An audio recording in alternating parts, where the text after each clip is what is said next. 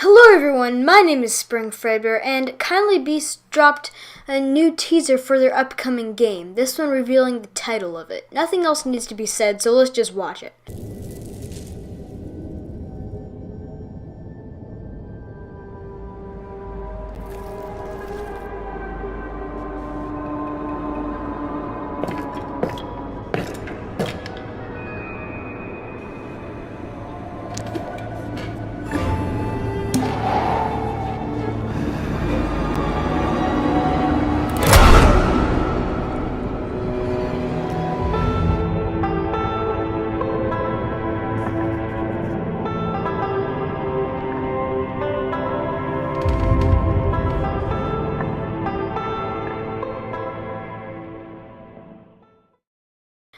Okay, so there's a lot to unpack here.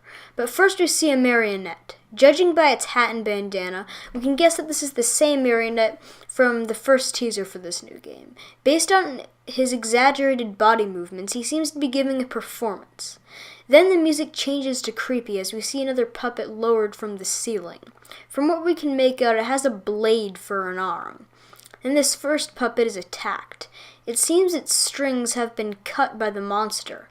I went frame by frame to try and get a good look at it, but this was the best one I could get.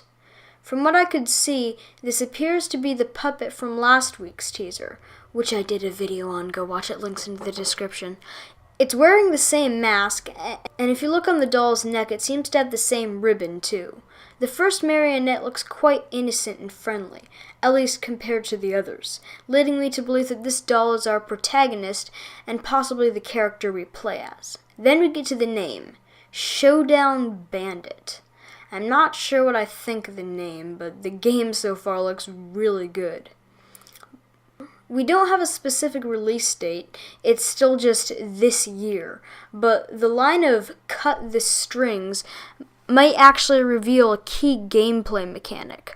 Our protagonist was attacked by having his strings cut down, and the new tagline for the game is cut the strings.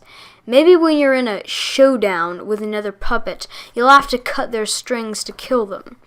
This game as a whole looks so cool so far, and I cannot wait to play it later this year. Joey Drew Studios also posted a teaser, an audio log for the creator of Bendy Bertrum, Piedmont. This audio log, I believe, has colossal implications for the Bendy storyline as a whole. A grand idea is one that requires care and attention, a well-calculated understanding between creation and creator. I was told that Mr. Drew hired me to build his park for this very reason. He trusted my eye to craft and design something wondrous and exciting. So why do my notes keep coming back, dripping with his critical red pen? Changes, corrections, questions that a child wouldn't ask. Mr. Drew may consider himself a dreamer, but in the end, he's the man who can see the island, but could never build the boat himself.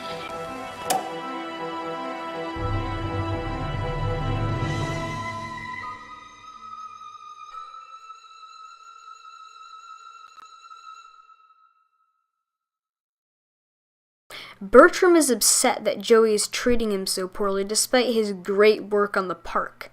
This seems to be after his log from Chapter 4, as then he had just been hired and was only just planning the park. Well, now it seems that they're starting to create the blueprints for the project. If we continue with the theme of paraphrasing other recordings from the game to set a timeline, then there are two that stick out for this one. The first one is obviously his log from Chapter 4. You may be paying me, Mr. Drew, but you don't own me. I'll build you a park, bigger than anything you could ever possibly conceive. But before you go taking any bows, Mr. Drew, know that this grand achievement will belong to me. Why do my notes keep coming back, dripping with his critical red pen?